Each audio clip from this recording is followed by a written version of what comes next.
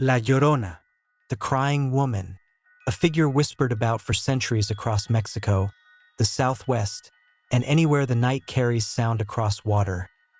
Her legend has been repeated so many times that it has become part of the land itself. A woman in white, roaming rivers and canals after dark, searching for the children she lost, or the living she might take instead. Most people hear the story as folklore, a warning meant to keep children away from dangerous rivers, a tale to scare. But some stories echo too clearly, across too many places to be dismissed. This is the story of a modern incident, one that blends the old legend with evidence recorded in our time. A case where a film crew set out to document a myth and instead became part of it. According to historical accounts, the earliest written references to La Llorona describe a figure whose cries were heard around Lake Texcoco in the years before famine and disaster. Witnesses claimed she walked the shores at night, weeping and shouting, "Where are my children?" long before tragedy struck the region. As centuries passed, the legend took shape. A mother who drowned her children in a river and was cursed to wander forever, doomed to search for the souls she threw away. Some say she drowned herself after committing the act and became trapped between worlds. Others claim she spends eternity trying to lure the living into the water, mistaking them for the children she lost. Regardless of version, her cry is always described the same. A long, broken wail, starting as a woman's sob and ending as something cold and inhuman. In modern times, sightings have continued. Reports from rural Mexico, suburban Texas, New Mexico riverbeds, and California waterways share striking similarities. People describe hearing a woman crying near water even on perfectly dry nights. Children claim to see a figure in white calling them toward the banks. Late-night drownings occur in calm conditions with no logical explanation for how the victims ended up in the water. The incident examined in this narrative began as a routine filming session. A small, independent documentary team traveled to a quiet section of the Santa Fe River in New Mexico. Their project was a simple one, a low-budget film exploring southwestern folklore, including the legend of La Llorona. The crew consisted of 3 people, a director, a camera operator, and a sound recordist. Earlier that day, they interviewed a local woman who had lived near the river her entire life. She did not wish to be named, but she spoke openly. According to the interview transcript, she told them that the legend was not just a story.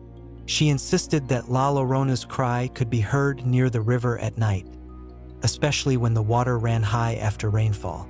When asked if she believed the spirit was real, she answered, "You don't have to believe, you just have to listen.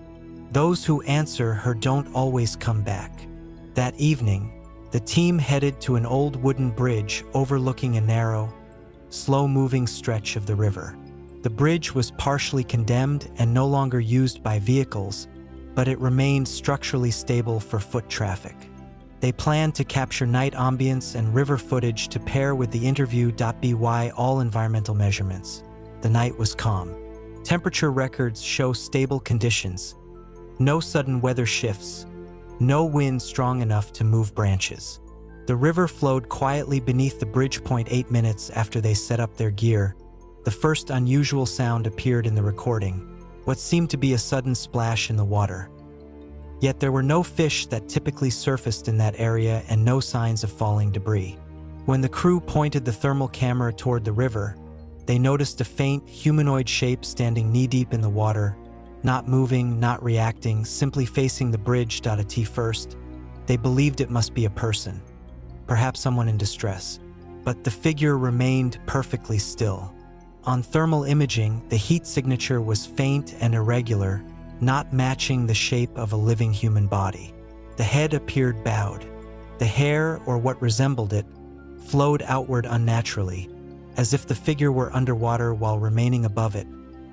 Moments later, a sound emerged from the river, one that every analyst who reviewed the audio later described as disturbing. It began as a woman's sob, drawn out, trembling. But as the cry continued, It elongated into a wail that did not align with human breathing capacity. The microphone captured harmonic overtones that suggested the sound vibrated through the air in a way no normal voice could. Underneath this wail, barely audible, another sound appeared on the recording, the faint crying of a child. The audio analysis showed that the childlike sobs came from below the bridge, though the water beneath was shallow. The crew panicked. The camera footage shows them trying to locate the figure with flashlights, but the beam reflected off nothing. No eyes, no face, no shape. The water below remained calm, with no ripple to indicate movement. Yet the cry grew louder as tension rose. The bridge beneath them began to shift. The first crack is clearly heard on the surviving audio, dry with straining under pressure. A second crack follows, deeper, resonating across the frame. City records later confirmed no recent storm damage, no environmental factor that could have caused sudden structural failure. According to the survivor, at this moment, the woman-shaped figure began rising out of the river, not walking, but lifting, as if the water itself pushed her upward.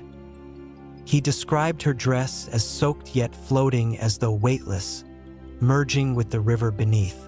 Her hair spread around her head like strands suspended underwater, though she hovered above the surface. He claimed she lifted her face toward the bridge and whispered in Spanish, "Where are my children?" The phrase appears consistently in La Llorona legends, yet the survivor insisted he had not been told the full folklore beforehand, that he also reported seeing two small shapes in the water beside her, child-sized, unmoving, floating with pale faces and closed eyes. When questioned later, he said their appearance was like that of dolls drifting with the current. No bodies were ever found. Moments later, the bridge collapsed.